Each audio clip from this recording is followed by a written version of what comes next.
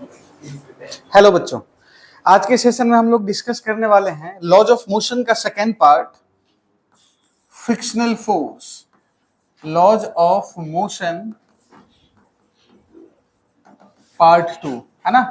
अपना हेडिंग क्या रहने वाला है? फ्रिक्शन। पता है फ्रिक्शन क्या होता है? जब कभी भी अपन मान लो कि सरफेस पे चल रहे होते हैं, है ना, तो एक तो नॉर्मल रोड पे चल करके देखो, और एक मान लो ये टाइल्स पे ना ऑयल गिरा दो और फिर चल के देखो।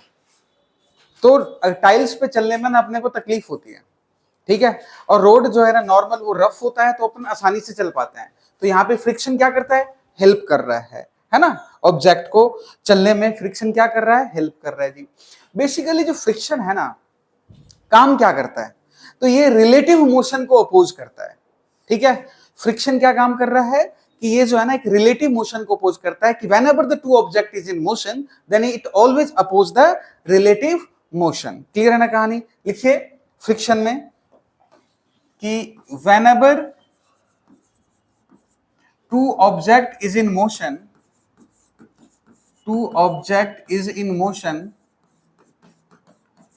it always oppose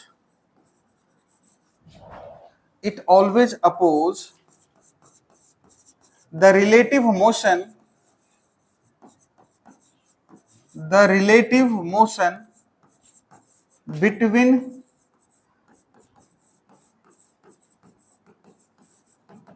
it always oppose the relative motion between the two objects। Done ना? क्या कर अपोज करता है? रिलेटिव मोशन को। देखो इसका एक स्लोगन है बेटे फ्रिक्शन का, है ना। फ्रिक्शन का स्लोगन क्या है? पकड़े रहना, छोड़ना नहीं। जब भी तुम आगे जाने की कोशिश करोगे तो फ्रिक्शन तुम्हें पीछे धकेलने की कोशिश करेगी। जब तुम पीछे जाने की कोशिश करोगे तो फ्रिक्शन चाहेगी कि आगे की तरफ अपन इसको पकड़ करके रखें। तो ये अपना एडजस्ट होता रहता है। क्लियर है ना कहानी? ठीक है। तो ये स्लोगन याद रखना, अभी से लेकर के सर्कुलर मोशन तक हर एक जगह ये काम आने वाला है बच्चे, ठीक है। तो फ्रिक्शन ये हो गया कि it always opposes the relative motion between the two object. अब सपोज करो कि यहां पे ना मैंने m मास का एक ऑब्जेक्ट रखा और ये सरफेस जो है ना वो रफ है, ठीक है, और इस पे लग रहा जी ये फोर्स F, ठीक है। तो पहले तो आप ये देखो कि इसमें फ्रिक्शन कहां लगेगा। जब इसका एफबीडी बनाओगे, जब m मास का एफबीडी बना रहे हैं, तो ये लग रहा जी फोर्स F, इन दोनों के ऑब्जेक्ट्स के बीच में ये लगेगा फ्रिक्शन फोर्स। क्लियर ना? अच्छा, और ये क्या लगा? नॉर्मल। और ये क्या लगा? mg। जितना भी हमने लॉज ऑफ मोशन पार्ट 1 में पढ़ा था वो सारे क्वेश्चन रिपीट होंगे यहाँ पे, A to Z क्वेश्चन यहाँ पे रिपीट होगा। और FBD में एक्स्ट्रा फ्रिक्शनल फोर्स ना एड ऑन हो गया, इसके अलावा और कोई खास बात नहीं है। क्लियर क्या कहानी? ठीक है। तो ये है, ये हो गया आपका FBD, फ्री बॉडी डायग्राम। अब फ्रिक्शन जो होता है बच्चे, फ्रिक्शन वो प्रोपोर्शनल होता है नॉर्मल के, और जब ये प्रोपोर्शनलिटी कांस्टेंट हटेगा तो एक नया टर्म आता है which is known as where mu is called as coefficient of friction. Coefficient of, where mu is called as coefficient of friction. Done ना? म्यू इनटू नॉर्मल हो जाएगा, ठीक है। और प्रीवियस केस की बात करें तो नॉर्मल किसके बराबर था? mg के, तो म्यू इंटू mg हो जाएगा। क्लियर क्या कहानी? ठीक है। चलो अब मान लो कि m मास का एक ऑब्जेक्ट है और फोर्स लग रहा जी ये एट एन एंगल थीटा, और ये कोफिशिएंट ऑफ फ्रिक्शन म्यू है। अभी अपन ये नहीं पढ़ने वाले हैं स्टैटिक है काइनेटिक है, बस तुम इसका फ्री बॉडी डायग्राम बनाओगे, है ना। तो इसका फ्री बॉडी डायग्राम बनाओगे, कैसे बनेगा जी? ये लग गया F, ठीक है। ये क्या लगेगा इसका? F cos theta. ये क्या लगेगा आपका? F sin theta. इस पे ये क्या लगा? नॉर्मल।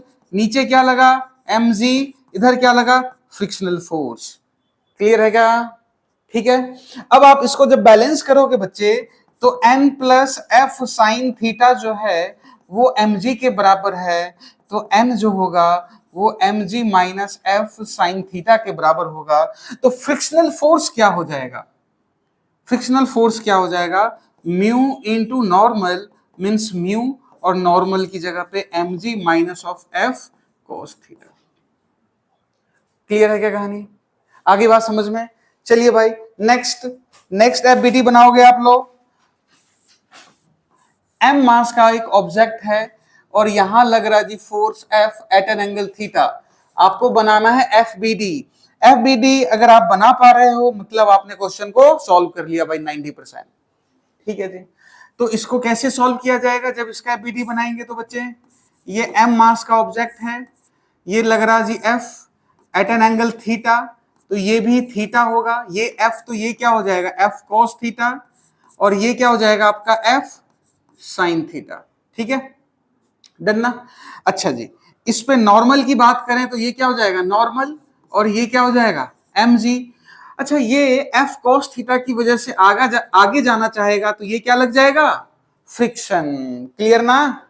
ठीक है, तो थोड़ा सा बढ़िया से लिख दें अगर, तो ये लगा जी n, ये क्या लगा mg, ये क्या लगा फ्रिक्शन, और इसके ऊपर में यहां क्या लगा बच्चे F साइन थीटा, और यहां क्या लगेगा F cos थीटा। क्लियर है क्या कहानी? अरे डन ना? तो यहां पे नॉर्मल किसके बराबर हो गया बच्चे? नॉर्मल किसके बराबर हो गया? mg plus F sine theta. तो फ्रिक्शन क्या होगा? Mu into normal means mu into mg plus F sine theta. अब बताओ फ्रिक्शनल फोर्स कहां ज्यादा लगा? ये क्या कर रहे हो? पुश कर रहे हो, और इससे पहले क्या करा आपने? पुल करा था। फ्रिक्शन फोर्स कहां ज्यादा लगा? पुश करने में या पुल करने में? पुश करने में या पुल करने में? पुश करने में ना लगा। देखो ये प्लस साइन है बच्चे, और ये जो साइन है ना वो नेगेटिव साइन है, तो यहां पे कम लगेगा, हाँ या ना? ठीक है, पुल करने में क्या लगेगा? कम लगेगा। अगर फ्रिक्शन कम लगा तो नॉर्मल सोचो, रोकने वाला उतना ही कम लग रहा है ना, तो चलाना आगे आसान है। तो बताओ पुल आसान है या पुश आसान है? पुल आसान या पुश आसान है? पुल जो है वो बेसिकली आसान है एज कंपेयर टू पुश। ये अपना आएगा भी, आगे देखेंगे। आगे क्या बात समझ में क्लियर है? चलिए जी नेक्स्ट आ जाते हैं हम लोग। इंक्लाइन प्लेन का डायग्राम बनाओ। ये मान लो थीटा, ये मान लो m। अब बताओ, ठीक है, ये कोफिशिएंट ऑफ फ्रिक्शन म्यू, ये क्या लगा mg, ये क्या लगेगा बच्चे थीटा, ये mg cos थीटा, ये क्या लगेगा mg साइन थीटा, ये क्या लगेगा नॉर्मल, ये क्या लगेगा फ्रिक्शनल फोर्स। खत्म ना? क्लियर क्या कहानी? आगे बात समझ में? ये मैं अभी आपको बता रहा हूं सिर्फ एफबीडी। अब एक ब्लॉक के ऊपर दूसरा ब्लॉक, इसके साथ भी दूसरा ब्लॉक आ सकता है, ये हम लोग डिस्कस करेंगे उसके बाद। क्लियर ना कहानी? चलिए एक ब्लॉक के ऊपर दूसरा ब्लॉक वाला भी डिस्कस कर लेते हैं। ठीक है, तो चलिए एक और हम डिस्कस कर लेते हैं। ये अब कर लोगे क्या सॉल्व? ठीक है, अब इसी में मान लो इसी क्वेश्चन में आपसे पुल्ली ऐड कर दीजिए। अब पुल्ली लगा दिया जी, अब बताओ कि क्या होगा? तो परेशानी की कोई बात नहीं है, ये पुल्ली लगा दिया, ये m मास का एक ऑब्जेक्ट हो गया, ये इधर है, और ये मान लो कि ये लटक रहा है, ये m1 है, ये m2 है। सपोज करो कि m2 greater than the m1 है। मतलब ओवरऑल बात पता क्या है कि ये नीचे जा रही है, ये ऊपर जा रही है। अब बताओ एफबीडी बन जाएगा क्या? बन जाएगा क्या? बहुत आसान। ये लगा जी टेंशन T, ये क्या लगा m1 इंटू जी, ये थीटा है तो ये थीटा m1g cos थीटा, ये क्या हो जाएगा आपका m1g साइन थीटा। ठीक है, ये क्या लगेगा नॉर्मल, ये इधर की तरफ जा रहा है तो फ्रिक्शन कहां लगेगा? नीचे की तरफ। तो फ्रिक्शन किसके बराबर हो गया? m1g cos theta. ठीक है, सॉरी म्यू इंटू नॉर्मल ना, फिर से देखो, अगर ये इक्विलिब्रियम में है तो मतलब हो गया F plus mg sine theta is equal to T, और अगर नहीं है तो T minus F minus mg sine theta is equal to m1 into A.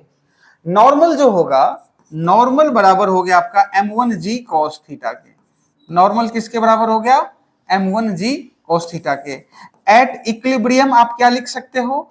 t जो है सर वो f plus m1g sin theta के बराबर है। आगे क्या बात समझ में? ऐसे ही एक और इंक्लाइन प्लेन दे देगा, अपन आराम से सॉल्व कर सकते हैं भाई, कर सकते हैं ना? चलिए बहुत अच्छे। नेक्स्ट लिखिएगा types of the friction. Types of the friction, types of the friction है ना। तो पहला फर्स्ट में लिखिएगा स्टैटिक फ्रिक्शन।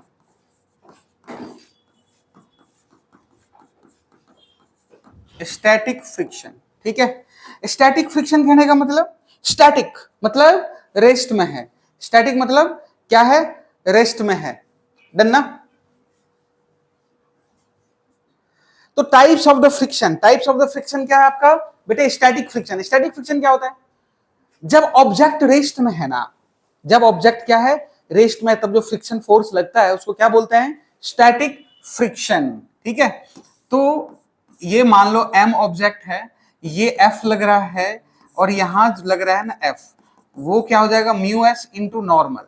मीन्स ऑब्जेक्ट जो है कहां है? ऑब्जेक्ट इज एट रेस्ट, ठीक है। तो क्या लगेगा? F is equal to mu s into normal. क्या लगेगा? Mu s into normal. Clear है ना कहानी? तो स्टैटिक मतलब रेस्ट में होने का जो कॉज है, जो फ्रिक्शनल फोर्स है जिसकी वजह से ऑब्जेक्ट रेस्ट में है, वो कौन सा होगा? Static friction. तेरे बात आई समझ में क्या? वो कौन सा होगा आपका? Static friction. डन ना? देखो स्टैटिक फ्रिक्शन बेसिकली काम क्या कर रहा है कि वही बात है, पकड़े रहना छोड़ना नहीं। अपोज तो करेगा ही करेगा, है ना, कि भाई तुम छोड़ करके मत जाओ, ठीक है। इसकी और खास बात पता है क्या है? कि ये सेल्फ एडजस्टिंग इन नेचर होता है। स्टैटिक फ्रिक्शन क्या होता है? सेल्फ एडजस्टिंग इन नेचर होता है। इट इज, लिख लीजिएगा नेक्स्ट में, it is self adjusting in nature. Self adjusting in nature मतलब अपने आप को ना सेल्फ एडजस्ट करता है भाई। क्लियर ना? अपने आप को क्या करता है? ये सेल्फ एडजस्ट करता है, ठीक है। ठीक है जी। तो ये क्या होता है? सेल्फ एडजस्टिंग इन नेचर होता है। अभी अपन क्वेश्चन के थ्रू ना बहुत अच्छे से डिस्कस करेंगे कि सेल्फ एडजस्टिंग इन नेचर जो है ना वो क्या है, ठीक है। बट फॉर एग्जांपल मान ले कि फ्रिक्शनल फोर्स लग रहा है जी 10 न्यूटन, सामने वाला फोर्स लग रहा है जो चलाने वाला है वो 8 न्यूटन। तो फ्रिक्शन मैक्सिमम लगाना 10 न्यूटन, तो वो तो अगर फ्रिक्शन 8 ही लगाए अपने आप को, फिर भी वो ऑब्जेक्ट नहीं मूव करेगा। तो अपना जो पर्पस था कि पकड़े रहना, छोड़ना नहीं, वो तो फुलफिल हो रहा है। तो फ्रिक्शन बता वहां 8 लगेगा या 10 लगेगा? 8 लगेगा। तो ये क्या करा? अपने आप को सेल्फ एडजस्ट करा। और इसी फ्रिक्शन का जो मैक्सिमम वैल्यू होता है वो क्या होता है आपका? Limiting friction. फिर बात आई समझ में क्या? तो अब नेक्स्ट में the maximum value of the, लिखते चलिएगा साथ में, the maximum value of the static friction is called limiting friction. The maximum value of static friction is called limiting friction. आगे बात समझ में क्या? डन ना? चलिए नेक्स्ट आता है। अच्छा एक और बात है कि सरफेस एरिया पे डिपेंड करता है नहीं करता है? तो सरफेस एरिया पे डिपेंड करेगा या नहीं करेगा? बताओ। करेगा, है ना। तो ये ध्यान रखिएगा, it also depends on the surface area, या जो कॉन्टेक्ट पॉइंट है उसके नेचर, ठीक है। तो नेक्स्ट पॉइंट लिखिए, it also depends on the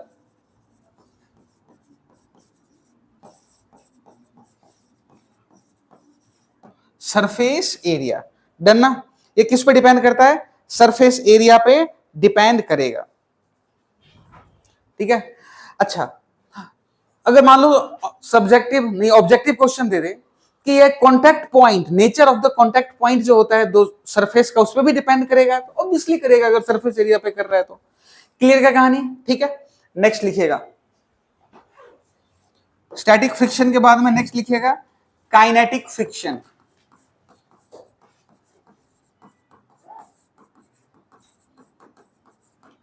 kinetic friction कहने का मतलब क्या हो गया कि अगर कोई ऑब्जेक्ट मूव कर रहा है तो मूव कर रहा है तब जो फ्रिक्शन लगेगा उस फ्रिक्शन को क्या बोला जाता है?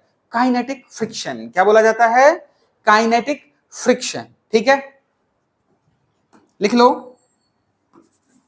When any object move then the friction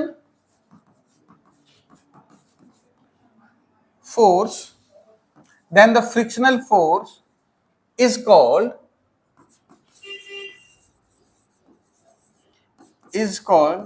kinetic friction। ठीक है, तो F क्या हो जाएगा? म्यू के इंटू नॉर्मल। F का वैल्यू फ्रिक्शनल फोर्स जो होगा वो क्या हो जाएगा आपका?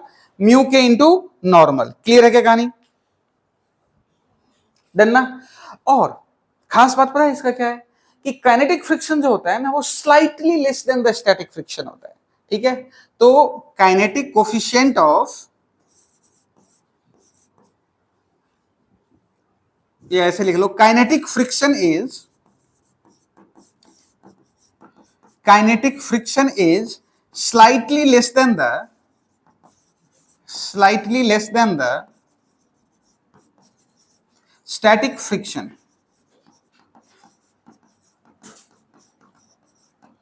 काइनेटिक फ्रिक्शन क्या होता है बेटे? Slightly less than the static friction होता है। क्लियर है क्या कहानी? डन ना? लिख लो पूरा। ठीक है,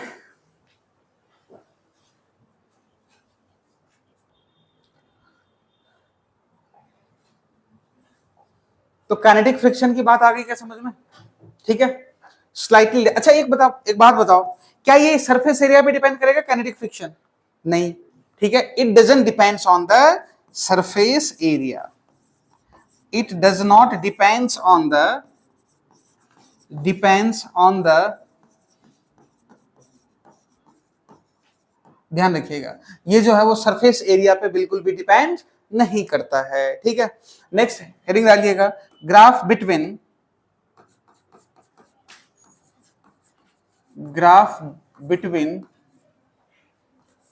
force and the frictional force.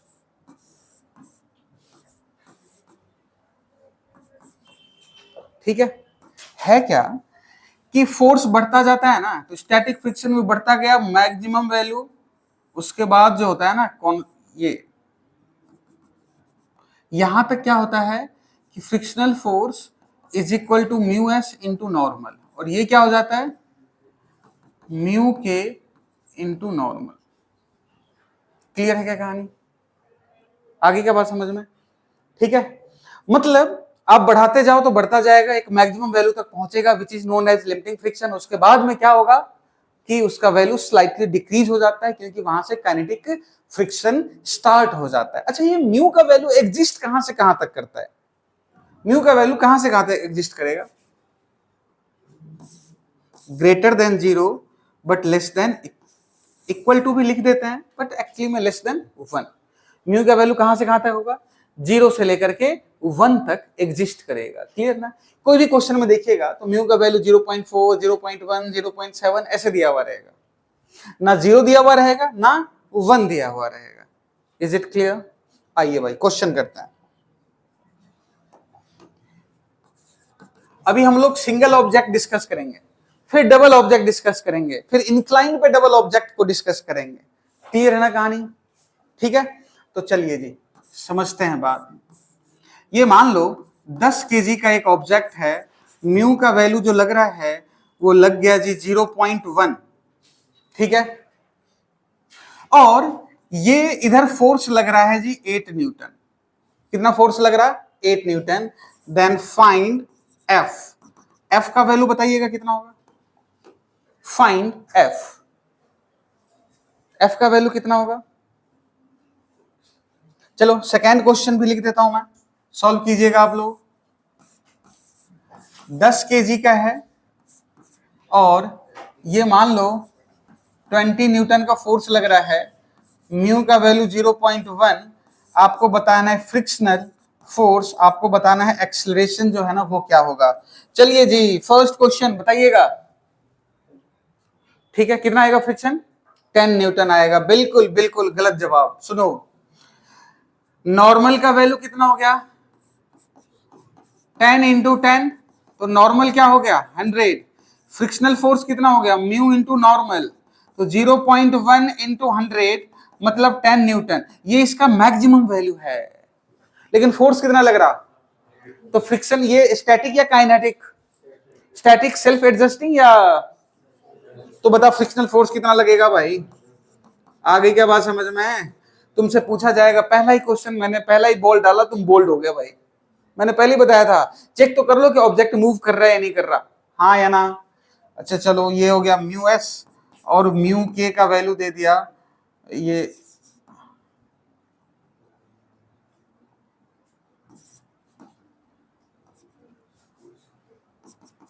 0.15 और ये मान लो 25 न्यूटन दे दिया फोर्स। चलिए second question, mu s is equal to 0.2, mu k is equal to 0.15. You have to find the frictional force and the acceleration. First of all, you have to check that object will move or not. अरे हाँ या ना? कर सकते हैं क्या check? कर सकते हैं जी, बिल्कुल कर सकते हैं, बहुत सिंपल है जी। ये लगा नॉर्मल, ये लगा 10 इंटू 10 मतलब 100, तो फ्रिक्शनल फोर्स अगर मैं स्टैटिक ले जाऊं तो 0.2 इंटू 100 मतलब सर 20 न्यूटन, और अगर मैं काइनेटिक ले जाऊं तो 0.15 इंटू 100 15 न्यूटन। भाई साहब कुछ भी कर लो, ये ब्लॉक तो मूव करेगी करेगी, क्योंकि इधर जो फोर्स लग रहा है वो है 25 न्यूटन। बोल हाँ है ना? क्लियर है क्या कहानी? अगर मूव करेगी तो बता फ्रिक्शनल फोर्स का आंसर कितना होगा? एफ के इज इक्वल टू कितना हो गया बच्चे? 15 न्यूटन। क्या यही आंसर होगा? अच्छा जी, अब एक्सलेशन पूछ रहा है। एक्सलेशन कहने का मतलब 25 माइनस 15 बाई 10, क्या यही होगा? 1 मीटर पर सेकेंड स्क्वायर। बोल हाँ है ना? अरे आगे की कहानी समझ में? दूसरा क्वेश्चन नहीं करवाऊंगा ऐसा, क्लियर है क्या? डन ना? आ जाओ भाई नेक्स्ट। ये मान लो कि 10 केजी का ऑब्जेक्ट दे दिया, आपसे पूछ रहा है ये मान लो 150 न्यूटन का दे दिया, 150 न्यूटन का फोर्स लग गया जी। म्यू का वैल्यू दे दिया 0.1।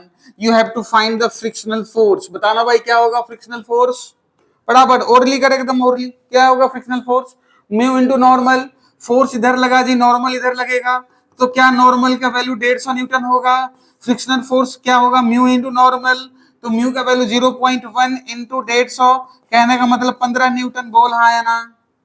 आगे के बाद समझ में? अच्छा अब देख, ये वैल्यू ये हो गया mg 10 इंटू 10, ठीक है। ऊपर की तरफ कितना लगा? 15 न्यूटन ना। नीचे की तरफ कितना? 100 न्यूटन। बताइए स्टैटिक या काइनेटिक? अरे आगे क्या बात समझ में? स्टैटिक या काइनेटिक? बहुत बढ़िया जी। बताओ एक्सलेशन कितना? एक्सलेशन कितना? एक्सलेशन कितना? अनबैलेंस्ड फोर्स कितना लगा? 100 माइनस 15 कितना हो गया? 85। अरे ये होगा 85 upon 10। A is equal to F unbalanced by mass, तो 100 minus 15 by 10 means 85, 8.5 metre per second square. कोई परेशानी वाली बात? चलिए जी come to the next question. भाई साहब ये सब हम लोग ना पहले कर चुके हैं, बस एक्स्ट्रा में ना हम फ्रिक्शन ऐड कर रहे हैं, लॉज ऑफ मोशन में कर चुके हैं। बोल भाई क्लियर क्या? आ जाओ। ये मान लो कि 2 केजी का एक ऑब्जेक्ट है, ये फोर्स लग रहा है जी, कितना डाल दें अपन? 50 न्यूटन डाल देते हैं जी। ले, एट एन एंगल 37 डिग्री, यहां नहीं डालेंगे एंगल, एंगल डाल देते हैं जी यहाँ पे। म्यू का वैल्यू डाल देते हैं 0.1। बताइएगा, बताइएगा भाई, फटाफट फटाफट सॉल्व करके बताओ, फटाफट सॉल्व करो। Okay let's check it. 37, तो क्या ये भी 37? तो ये क्या हो गया 50 cos 37 डिग्री। ये क्या हो गया बच्चे 50 साइन 37 डिग्री। 3/5 तो कितना हो गया 34/5 40 न्यूटन। बोलो हाँ या ना। ओके चलिए अब अगर इस ब्लॉक की बात कर लें अगर हम लोग, तो इस ब्लॉक पे बच्चे ये लग रहा है जी 30 न्यूटन। ठीक है, ऊपर में कितना लग रहा बच्चे 40 न्यूटन। नीचे की तरफ कितना लग रहा जी 20 न्यूटन। ये लग रहा नॉर्मल, ये लग रहा फ्रिक्शनल फोर्स। नहीं एक मिनट चेक कर लेते हैं कि ऊपर की तरफ लगेगा या नीचे की तरफ लगेगा। अब बता ये 40 और ये 20 मूव करेगा नहीं करेगा? अरे करेगा ना, ऊपर करेगा क्यों, कोई बात नहीं है, ऊपर करेगा, करेगा क्या दिक्कत है। अरे क्लियर क्या कहानी। ठीक है अब आ जाओ फ्रिक्शनल फोर्स की बात करें तो फ्रिक्शनल फोर्स क्या होता है mu into normal. Mu into normal कहने का मतलब कितना हो गया 0.1 और नॉर्मल नॉर्मल कितना है 30 है ना, तो कितना हो गया 3। तो इधर की तरफ और लगा frictional force which is equal to the 3 newton. बता मूव करेगा क्या? जी बिल्कुल करेगा। तो फ्रिक्शनल फोर्स का वैल्यू निकल के आ गया अपना। अगर मैं आपसे एक्सलेशन पूछूं एफ अनबैलेंस्ड बाय मास, तो ऊपर कितना 40 नीचे कितना 23 मास कितना 2, क्या यही आंसर होगा भाई? अरे क्लियर है क्या कहानी, क्या यही आंसर होएगा? डन ना। आओ अब ऐसे क्वेश्चन सॉल्व करवाने की जरूरत है क्या? मान लो कि मैं यहां से भी एक और फोर्स लगा दूं तो सॉल्व हो जाएगा। अरे बोल हो जाएगा क्या सॉल्व? ठीक है हो जाएगा तो तुम खुद से करके आओगे। ये लो भाई क्वेश्चन, ये मान लो कि 10 केजी का ऑब्जेक्ट दे दूं मैं, नहीं ज्यादा हो जाएगा है ना, 5 केजी दे देते हैं। ये दे दिया जी 100 newton at an angle 53 degree डाल दो। ठीक है और ये दे दिया मैंने आपको 10 न्यूटन एट एन एंगल मैं 37 डिग्री डाल दूं। ठीक है म्यू इज इक्वल टू दे दिया जी 0.1 न्यू। ठीक है कितना दे दिया 0.1। अब आपको बताना है ए फ्रिक्शनल फोर्स, बी क्या मूव करेगा, डज इट मूव। ठीक है if yes find, if yes find acceleration. अरे आपको खुद से करके लाना है जी, होमवर्क है ये। डन ना। ओके चलिए come to the next question.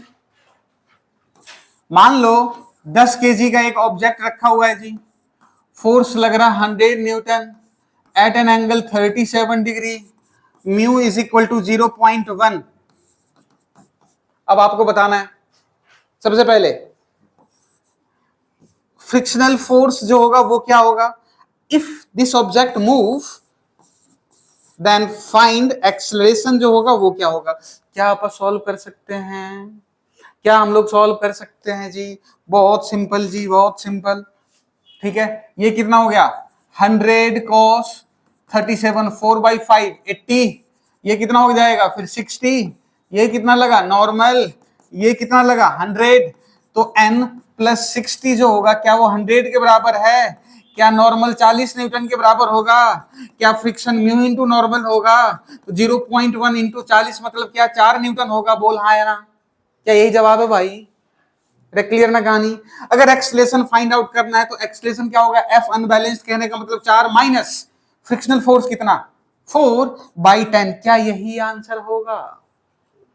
ठीक है ओके क्लियर है। चलिए अब पुली प्रॉब्लम स्टार्ट करते हैं जी। बहुत अच्छे बहुत बढ़िया भाई। मान लो m मास का एक ऑब्जेक्ट है, यहां पे भी यहां पे मास अभी दे लेंगे कोई बात नहीं है। ठीक है ये मान ले कि 10 केजी का एक ऑब्जेक्ट है और म्यू का जो वैल्यू है 0.1 है। क्लियर क्या? इफ आपसे पूछ रहा है if system remains in rest, if system remains in rest find the value of, find the value of m। अगर ऑब्जेक्ट जो है ना रेस्ट में है तो बच्चे m का वैल्यू कितना होगा, कितना होगा भाई, रेस्ट में है तो इक्विलिब्रियम कंडीशन है, एफ नेट लगा लो भाई, मतलब एफबीडी बना दो, क्या टेंशन mg के बराबर है, तो अगर स्मॉलर m का बनाते हैं तो ऊपर लग रहा टेंशन, ये लगा mg, तो t किसके बराबर हो गया, mg के इक्वेशन 1। अगर 10 kg की बात करें हम लोग तो 10 kg का, तो ये लगा जी टेंशन, ये लगा जी फ्रिक्शन, तो फ्रिक्शनल, और ये क्या लगा जी नॉर्मल, ये क्या लगा 10 इंटू 10 100, तो फ्रिक्शनल फोर्स नहीं अपने को पता ना, हाँ ठीक है जी, फ्रिक्शनल फोर्स कितना F जो होगा वो T के बराबर हो जाएगा, तो 0.1 into normal 100 is equal to T, means T is equal to 10 newton. अगर T 10 न्यूटन है तो ये वैल्यू पुट करोगे, 10 is equal to m into 10 means mass is equal to 1 kg। बोल हाँ है ना, अरे क्लियर है क्या कहानी, अरे आगे बात समझ में, ठीक है जी। ऐसे क्वेश्चन देगा तो सॉल्व कर लोगे आप, कोई खास बात आपके लिए, बहुत अच्छे। चलो भाई नेक्स्ट क्वेश्चन, नेक्स्ट क्वेश्चन हम लोग करते हैं,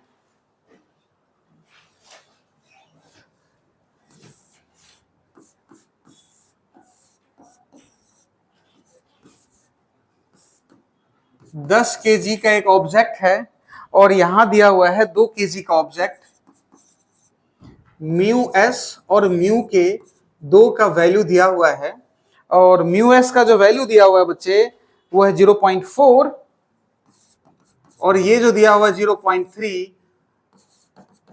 find acceleration, find acceleration, pause कीजिए और सॉल्व करने की कोशिश कीजिएगा भाई। Okay let's check it. ये क्या लगा बच्चे T, ये क्या लगा 20, ये क्या लगेगा T। अच्छा यहां फ्रिक्शनल फोर्स कितना हो गया, म्यू इंटू नॉर्मल ना, तो नॉर्मल कितना हो गया,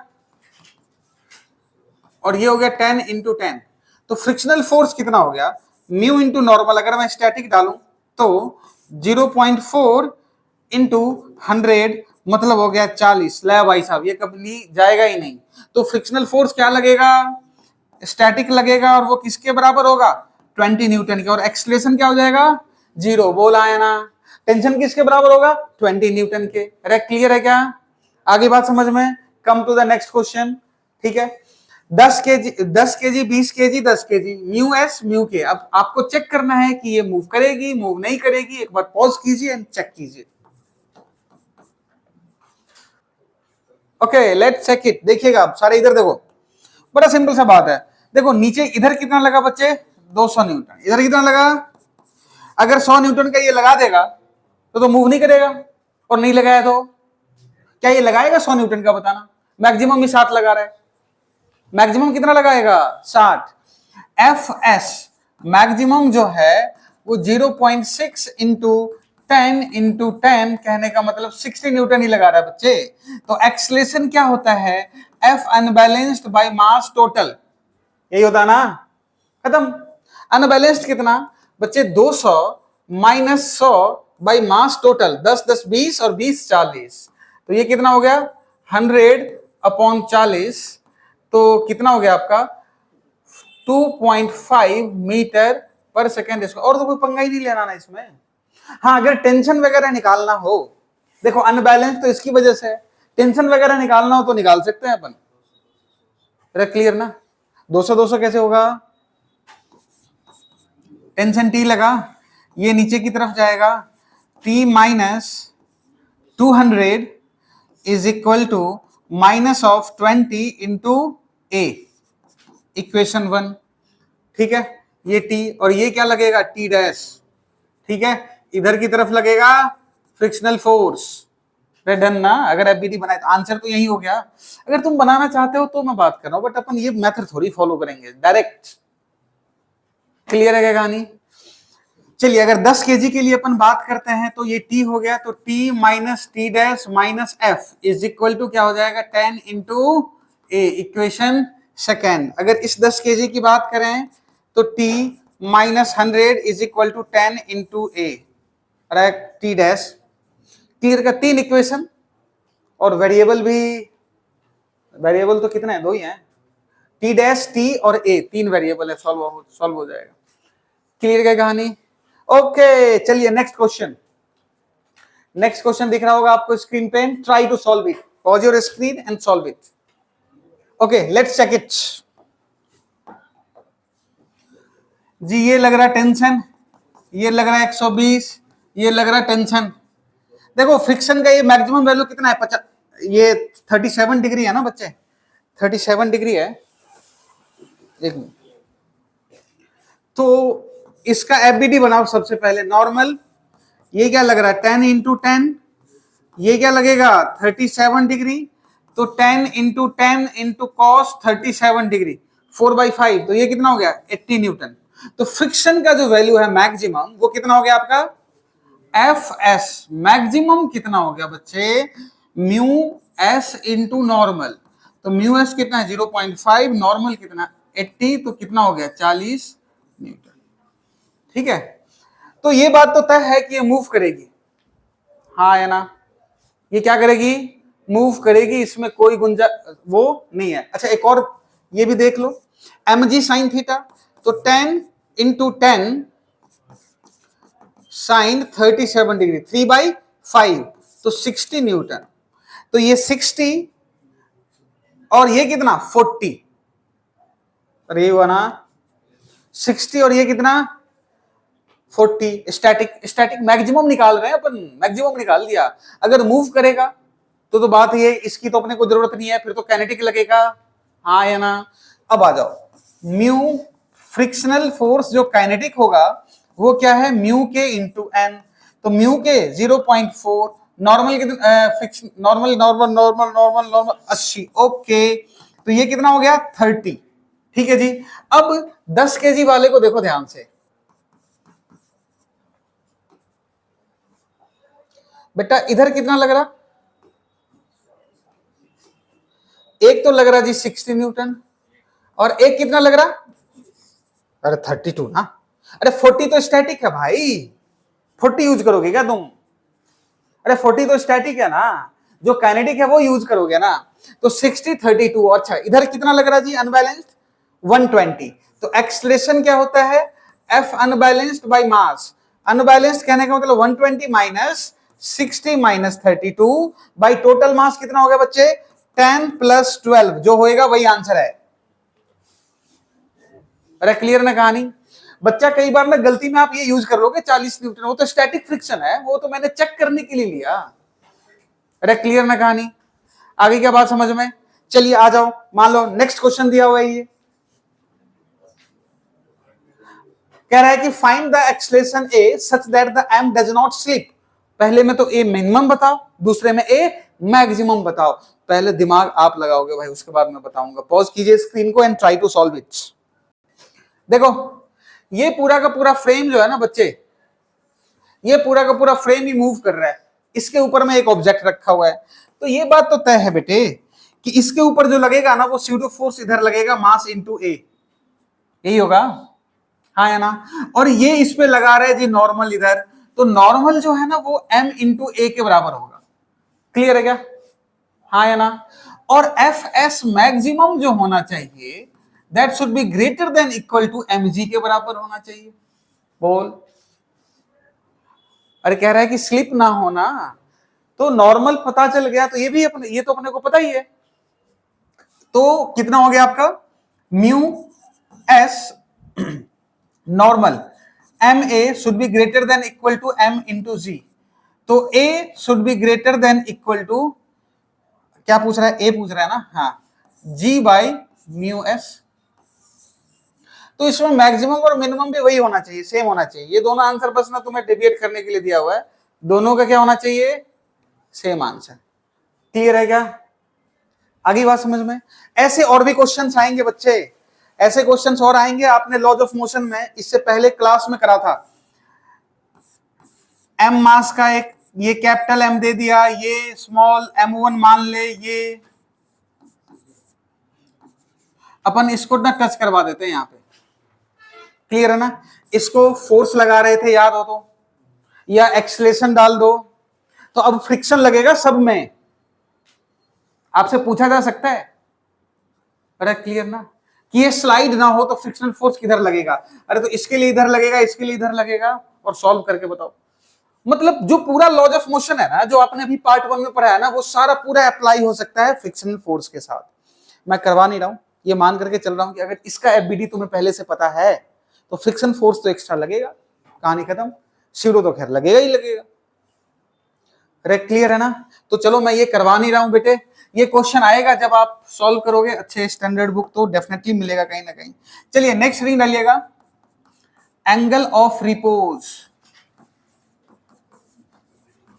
रिपोज मतलब क्या हो गया कि जैसे देख सुन, ये ना इंक्लाइन प्लेन है, एम मास का एक ऑब्जेक्ट है, अब तुमने इसको उठाना स्टार्ट कर,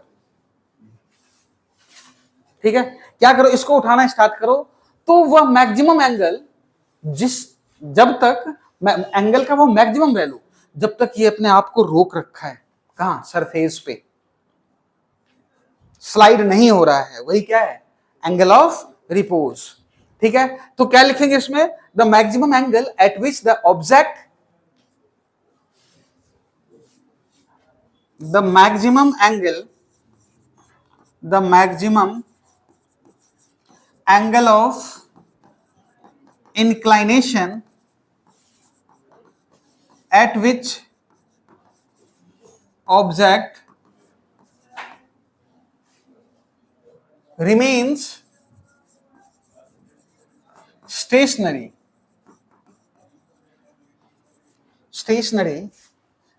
is called angle of repose. क्या होता है आपका? Angle of repose. या आप ये कह सकते हो कि जिसके बाद में वो स्टार्ट हो जाएगा स्लाइड करना, वो मैक्सिमम एंगल जिसके बाद में ना ये स्टार्ट स्लाइडिंग, वही क्या होगा? Angle of repose. क्लियर है कहानी? नेक्स्ट रीडिंग डालिएगा, angle of friction. Angle of friction, ठीक है जी। एंगल ऑफ फ्रिक्शन क्या है बच्चे? ये मान लो m मास का एक ऑब्जेक्ट है, ठीक है, फोर्स F लग रहा है इधर, ये लग रहा है जी फ्रिक्शनल फोर्स, और ये क्या लग रहा है आपका? नॉर्मल।